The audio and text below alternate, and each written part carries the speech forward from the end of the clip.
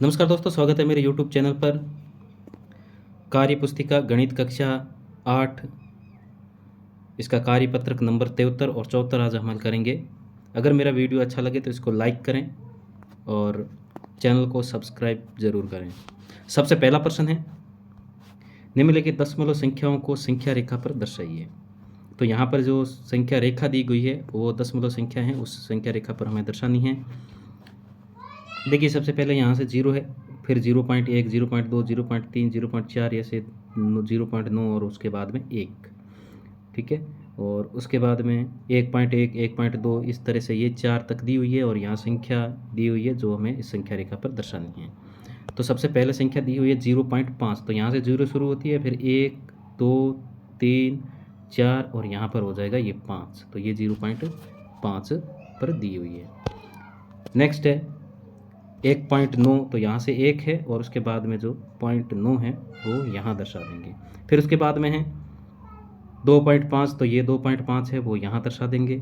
फिर 1.6 है, 1.6 है वो यहाँ दर्शा देंगे और 3.7 है वो आगे जाएगा यहाँ। नेक्स्ट है दूसरा प्रश्न, निम्नलिखित को दशमलव रूप में लिखिए, यानी कि दशमलव रूप में लिखनी है संख्याओं को। यहाँ से इसका योग करके हम अगर इसका 1000 का भाग देंगे, यहाँ से इसका लघुत्तम लेकर के इसका 1000 का भाग देंगे तो यहाँ ये संख्या दशमलव संख्या उदाहरण दी हुई है, इस प्रकार से लिख करके हम इसे शब्दों में भी लिख देंगे। तो यहाँ 90 + 5 + 1/10 + 1/100, तो इसका अगर हम लघुत्तम लेकर के इसका अगर योग करेंगे तो 95.11 यानी कि 95.11 आ जाएगा। नेक्स्ट है तीसरा 7/10 + 6/100 + 3/1000 है, इसका अगर हम दशमलव रूप में लिखेंगे तो 0.763 यानी कि 0.763 हो जाएगा। नेक्स्ट है चौथा 50 + 3/10 + 1/1000, तो इसका हो जाएगा 50.031 ये हो जाएगा। और उसके बाद में चौथा है इसका है योग, तो इसका दशमलव संख्या में इस प्रकार से लिखेंगे 230.04 यानी कि 230.04। नेक्स्ट है तीसरा प्रश्न, निम्नलिखित को दशमलव रूप में व्यक्त कीजिए, यानी कि 4 सही 3/2 है। इसको हम 4 को 2 से गुणा करेंगे 8 और 8 में 3 जोड़ेंगे तो 11/2 आ जाएगा। इसको हल सरल करेंगे तो फिर इसको मैं 11 में 2 का भाग देंगे तो 5.5। इसी प्रकार इसको हल कर देंगे तो 11/5 हो जाएगा और उसके बाद में 2.6 आ जाएगा। उसी प्रकार तीसरा है 7/9 यानी कि 7 में 9 का भाग देंगे तो 0.777 आ जाएगा। फिर उसके बाद में 1 सही 8/9 है तो इसको 17/9 सरल करेंगे तो आ जाएंगे और उसके बाद में इसको 17 में 9 का भाग देंगे तो 2.111 आ जाएगा। फिर उसी प्रकार से ये है 5 3 15, 15 और 2 16 17, तो यहाँ पर हो जाएगा 17/3। अगर हम इसको भाग देंगे 17 के अंदर 3 तो यहाँ 5 पॉइंट लगभग 6 आ जाएगा, लगभग इतना उत्तर आ जाएगा। ये आपको 17 में 3 का भाग देके पॉइंटों में लिख देनी है। नेक्स्ट है छठा 16/25, तो हम 16 में 25 का भाग देंगे तो 0.64 आ जाएगा। नेक्स्ट है चौथा प्रश्न, निम्नलिखित संख्या को दशमलव रूप में आरोही क्रम में लिखिए, यानी कि आरोही क्रम का मतलब होता है बढ़ते क्रम में, सबसे पहले छोटी उसके बाद में बड़ी बड़ी बड़ी। तो यहाँ पर ये है, इसको हल करके अगर हम 3 में 21 का भाग देंगे तो कौन सी संख्या आएगी, फिर इसको दशमलव रूप में लिख लेंगे और फिर हमें पता लगा सकते हैं कि दशमलव सबसे छोटी कौन सी है, तो यहाँ आरोही क्रम में लिख देंगे। तो सबसे छोटी संख्या है 0.08, उसके बाद में से उससे बड़ी है 0.14 और उसके बाद में है 0.6। तो इस प्रकार से आरोही क्रम में हम लिख देंगे। वैसे ही इसको दशमलव रूप ये हो जाएगा और यहाँ पर इसका यानी कि आरोही क्रम में वो हो जाएगा 0.08, 0.14, 0.6।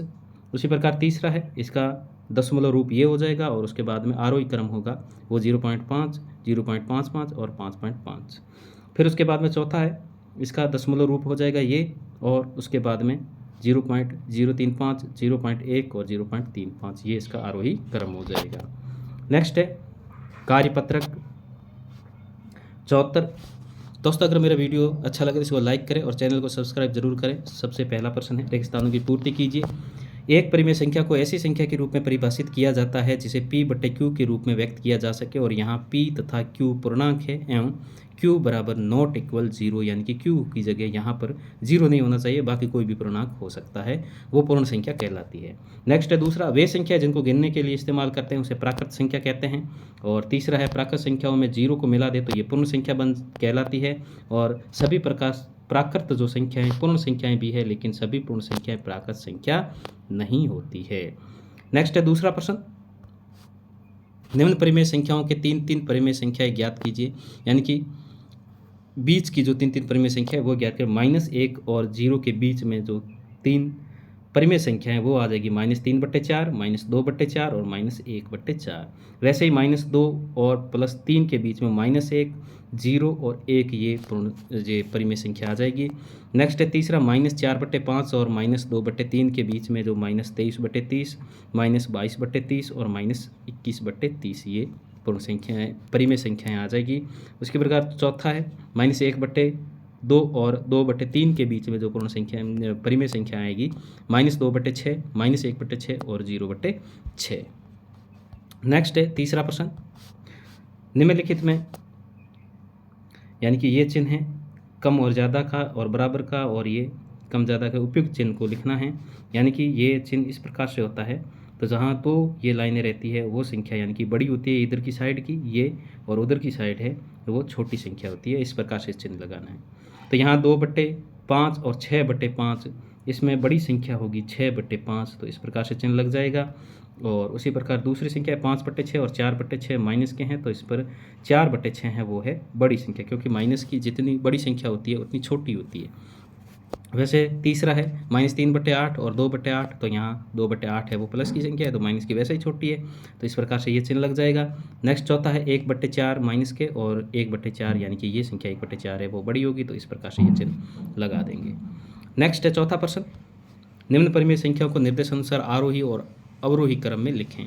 तो यहाँ आरोही क्रम में लिखना है, तो सबसे छोटी संख्या होगी -5/3, सबसे उससे बड़ी होगी -4/3, उससे बड़ी होगी -2/3 और उससे बड़ी होगी 1/3। वैसे ही दूसरा हो जाएगा अवरोही क्रम में, यानी कि सबसे पहले सबसे बड़ी, उसके बाद छोटी छोटी छोटी, 7/4, उसके बाद 3/4, उसके बाद -3/4, उसके माइनस में 9/4। वैसे तीसरा हो जाएगा अवरोही क्रम में, सबसे पहले 5/3, उसके बाद में 4/3, उसके बाद 2/3 और उसके बाद में 1/3। नेक्स्ट है पांचवा प्रश्न, निम्न के मान ज्ञात कीजिए, यानी कि -4 में भाग देना है 4/7 का, तो यहाँ -4 लिख दिए, और भाग देना है तो बट्टों का बट्टा है तो ये भाग गुणा में हो जाएगा, इसका उल्टा कर देंगे, 4/7 है तो 7/4 हो जाएगा, 4 से 4 कट गए और वहाँ -7 आ गए। नेक्स्ट है इसी का दूसरा, -2/13 में भाग देना है 13/7 का, तो यहाँ -2/13 लिख दिया, और इसमें भाग का चिन्ह है वो गुणा में चेंज होगा, तो ये संख्या है वो उल्टी हो जाएगी, यानी कि 7/13 हो जाएगी, 13/7 है वो, और इसको अगर हम गुणा करेंगे 2 को 7 से 14 और 13 को 13 से गुणा करते 169, यानी कि -14/169 आ जाएगा। तो दोस्तों ये था कार्यपत्रक नंबर 73 और 74 कक्षा 8 गणित विषय की कार्य पुस्तिका के जो कार्यपत्रक है 73-74 उसका हल। अगर मेरा वीडियो अच्छा लगे तो इसको लाइक करें और चैनल को सब्सक्राइब ज़रूर करें। धन्यवाद।